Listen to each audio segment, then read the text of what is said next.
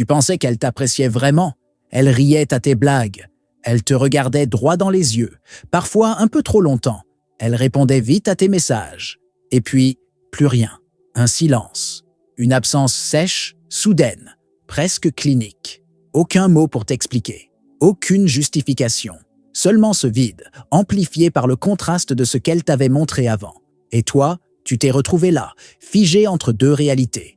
D'un côté, ce que tu avais ressenti, sa présence, son regard, ce lien, même subtil. De l'autre, ce que tu vivais maintenant, son absence, son détachement, cette impression d'avoir rêvé. Et pourtant, tu n'avais rien inventé. Ce n'était pas un fantasme. Tu l'as vu t'aimer, tu l'as senti troublé, mais elle était partie quand même. Ou plutôt, elle s'est tue, elle t'a ignoré. Alors tu t'es posé la question, celle que tous les hommes blessés mais lucides finissent par se poser un jour.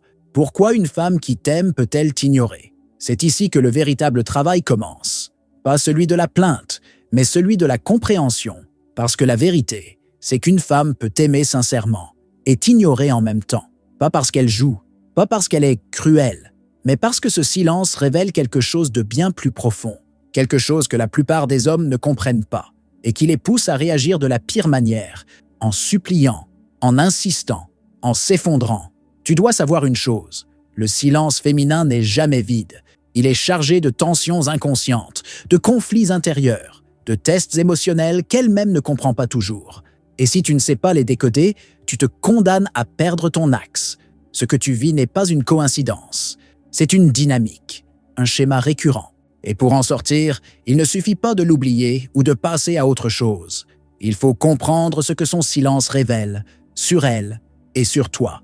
Jung appelait cela l'ombre, cette part d'elle qu'elle ne connaît pas, mais qu'elle projette sur toi. Dispenza parlait d'un autre langage, celui des connexions invisibles entre pensée, émotion, comportement. Ce que tu ressens aujourd'hui comme un rejet est souvent l'expression inconsciente d'un trouble qu'elle porte en elle. Mais pour ça, il faut que tu arrêtes de tout prendre personnellement. Il faut que tu deviennes observateur, stratège, présent. Cette vidéo n'est pas là pour nourrir ta douleur. Elle est là pour l'orienter, pour que tu comprennes ce qu'elle a fait, ce qu'elle ne t'a pas dit, ce que son silence t'oblige à devenir. Un homme qui ne cherche plus à être choisi, un homme qui s'honore d'être rare, un homme qui ne cède plus à l'appel du vide, mais qui l'utilise pour grandir. Parce que si elle t'aime, elle fera ça, elle t'ignorera, pas toujours, pas pour toujours, mais assez longtemps pour voir si tu tiens, pour voir si tu te plies, pour voir si tu t'abandonnes pour la voir. Et maintenant, tu vas comprendre pourquoi. 1. Elle t'ignore pour tester ta solidité émotionnelle. Elle sait ce qu'elle fait. Pas toujours de manière consciente, mais quelque chose en elle observe, évalue. Elle ne te répond pas, et ce silence n'est pas neutre. C'est un stimulus, une onde de choc, une fracture dans le lien. Et la question, la seule qui compte, c'est « vas-tu rester debout ?» Tu vois, une femme qui ressent quelque chose de réel peut se sentir troublée, déstabilisée par la force de ce qu'elle perçoit chez toi. Et cette force, elle la teste, non pas par des mots, mais par ton absence de contrôle, par ta capacité à ne pas réagir, à ne pas courir, à ne pas quémander. Elle ne t'ignore pas pour te punir, elle t'ignore pour te sonder, et c'est là que tout bascule. Parce que si tu réponds dans la panique, dans la peur, dans l'attente, tu viens de lui confirmer ce qu'elle redoutait, que tu n'es pas prêt, pas ancré, pas centré. Tu vois, l'homme centré ne s'effondre pas face à un silence. Il écoute, il observe, il ne cherche pas à combler le vide, il l'habite, parce qu'il a appris que l'attraction réelle ne dépend pas du nombre de messages envoyés, mais de la rareté de l'énergie qu'il dégage. Joe Dispenza parle souvent de la manière dont nos émotions sont codées dans le corps. Il dit que tant que tu réagis depuis la mémoire de la douleur, celle de l'abandon, du rejet, de l'humiliation, tu projettes cette mémoire dans le présent et tu répètes le passé. Tu n'es plus libre, tu n'es plus stratégique, tu n'es plus toi. Ce qu'elle veut voir, ce n'est pas un homme parfait. C'est un homme stable, un homme qui peut traverser une tempête émotionnelle sans changer de visage. Un homme qui ne quémande pas d'attention parce qu'il est devenu rare. Et la rareté attire. Mais pour ça, il faut tenir. Il faut que tu restes debout, même quand tout en toi hurle de réagir, même quand ton ventre se serre, que ton esprit tourne, que tu imagines 1000 scénarios. Il faut que tu restes calme, immuable, détaché, pas froid, présent. C'est une scène invisible, un théâtre intérieur, et tu es sur scène, sans même t'en rendre compte. Elle regarde, pas avec ses yeux, mais avec son inconscient. Elle veut voir si tu te dilues ou si tu te révèles. Et dans ce silence, tu as une seule mission, ne pas céder ta posture. Parce que si tu plies maintenant, elle ne reviendra pas. Pas vraiment. Elle reviendra peut-être par habitude, par manque, par confusion, mais pas par respect. Le respect ne se réclame pas. Il s'impose dans le silence. Par la tenue, par l'absence de réaction, par la dignité du non-besoin. Tu n'as rien à prouver, rien à mendier. Tu n'as qu'à rester droit. Tu es le roc dans la tempête émotionnelle qu'elle crée inconsciemment. Si tu ne bouges pas, elle se souviendra de toi. 2. L'ombre de ses peurs projette le silence. Tu ne comprends pas. Hier encore, elle te parlait avec douceur. Il y avait cette connexion, cette intensité dans le regard. Et aujourd'hui, plus rien. Un mur, un vide. Et en toi, cette vieille blessure qui se réveille. Tu te demandes ce que tu as mal fait. Tu retournes chaque mot, chaque geste. Tu doutes. Et c'est exactement là où tu perds ton pouvoir. Ce n'est pas toi qu'elle fuit, c'est elle-même. Mais elle te prend pour cible parce que tu es là, parce que tu es entier, parce que tu lui as tendu un miroir qu'elle ne supporte pas encore. Carl Jung appelait ça la projection de l'ombre. Ce mécanisme par lequel, ce qu'on ne veut pas voir en soi, on le rejette sur l'autre. Elle ne fuit pas ton amour. Elle fuit ce que ton amour réveille en elle. Sa peur d'être vue, sa peur d'aimer, sa peur d'être vulnérable. Et dans ce reflet que tu représentes, elle se sent exposée, fragile. Alors elle coupe, elle s'éloigne. Pas parce qu'elle ne ressent rien, mais parce qu'elle ressent trop.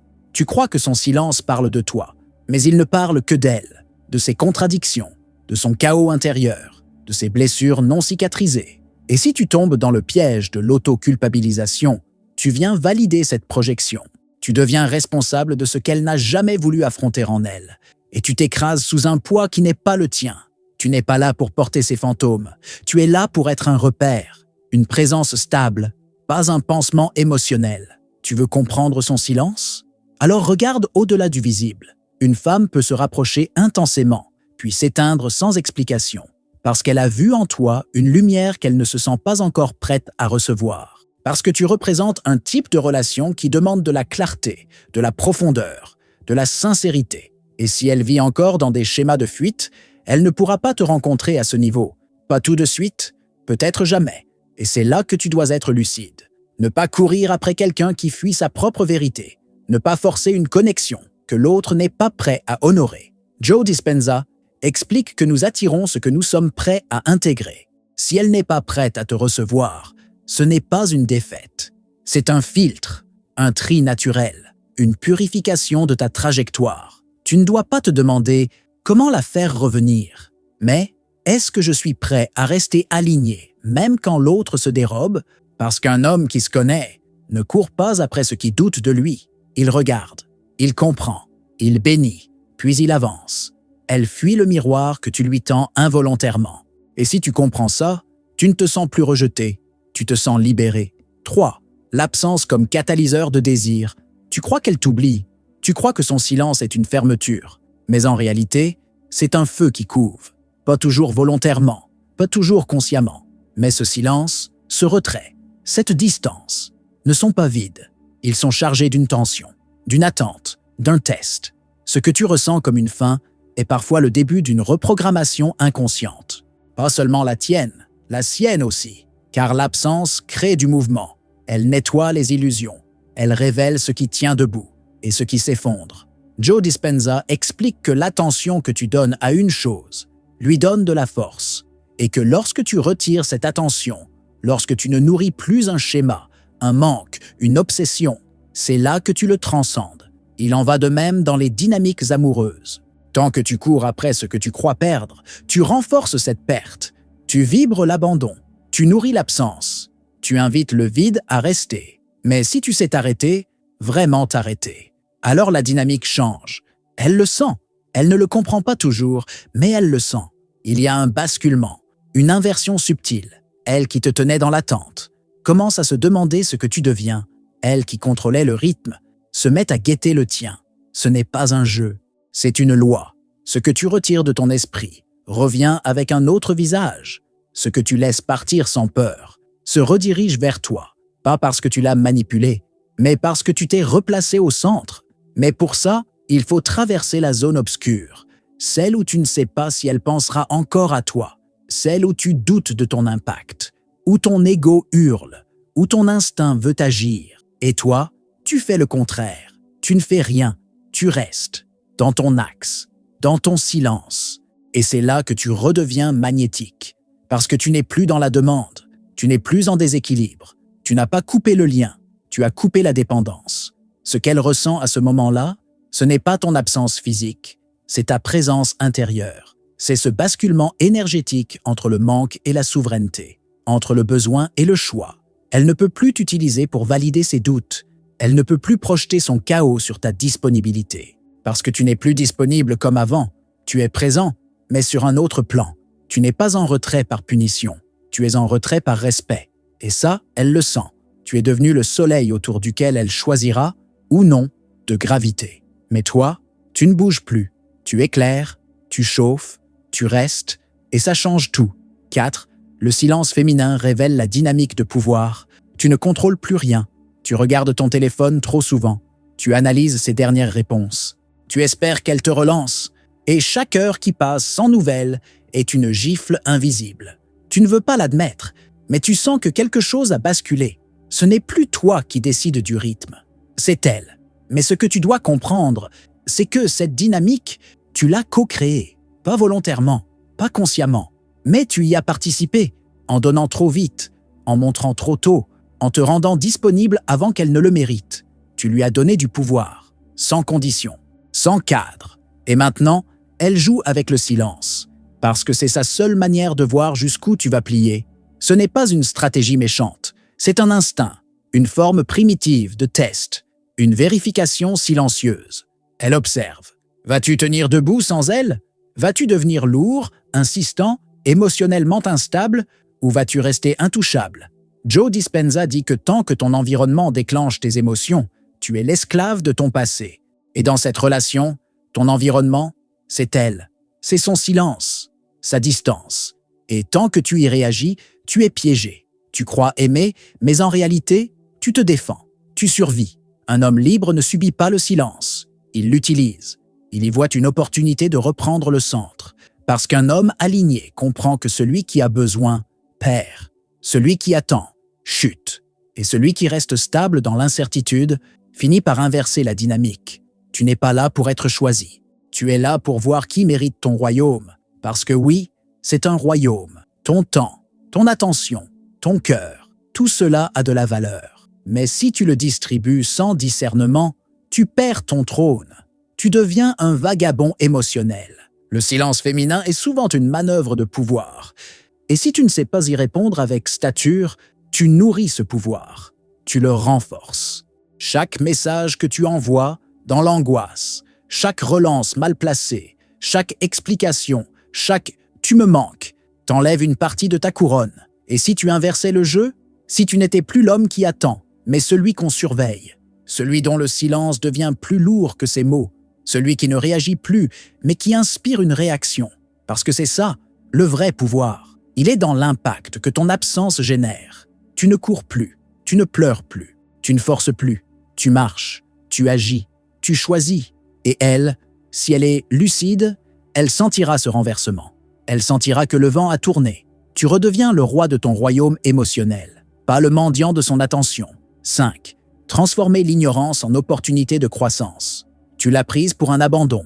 Tu l'as interprétée comme un rejet. Et pourtant, ce silence, c'était un appel. Pas un appel vers elle. Un appel vers toi, vers une part de toi que tu n'as jamais vraiment regardée. Celle qui a toujours cru qu'il fallait plaire pour être aimée. Celle qui s'est suradaptée. Celle qui n'a jamais appris à se choisir. Ce qu'elle a déclenché en toi, ce n'est pas une blessure nouvelle. C'est une vieille fracture qui n'avait jamais été refermée. Et c'est ça que tu dois voir maintenant.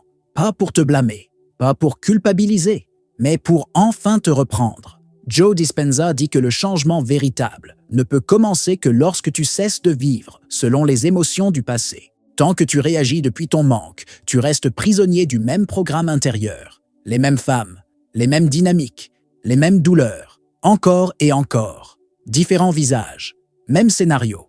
Mais aujourd'hui, tu peux décider. Décider que cette fois, tu n'attendras pas qu'elle revienne pour te sentir valable, que tu ne chercheras pas sa validation pour te sentir homme, que tu n'auras plus besoin d'un regard extérieur pour savoir qui tu es. Tu es dans une zone de vide, une zone inconfortable, une zone où elle ne donne plus rien et où tu n'as plus de repères. Mais c'est précisément là que tu peux forger ta nouvelle structure, ta nouvelle posture, ton nouveau soi.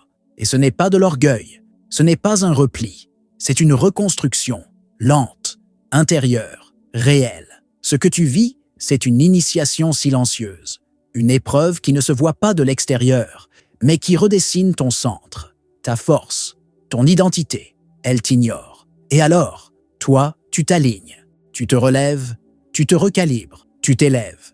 Tu ne luttes plus contre l'absence. Tu l'utilises, tu la transmutes, tu te recentres sur ce que tu veux vraiment. Une femme qui te respecte, qui ne joue pas avec ton temps, qui ne manipule pas ton besoin d'aimer, qui ne transforme pas ton cœur sincère en vulnérabilité à exploiter. Et tu ne l'attends plus, tu ne t'accroches plus, parce que maintenant, tu t'es choisi. Et tu sais que celui qui se choisit attire ce qui est prêt à l'honorer. Forge ton armure intérieure dans le feu de son silence. Parce que ce silence est peut-être la meilleure chose qui pouvait arriver. Tu as cru qu'elle t'ignorait parce qu'elle ne t'aimait plus. Tu as cru que son silence était un arrêt, un rejet, une fin. Et maintenant, tu sais que ce silence était un test, un miroir, une épreuve, et surtout, une chance.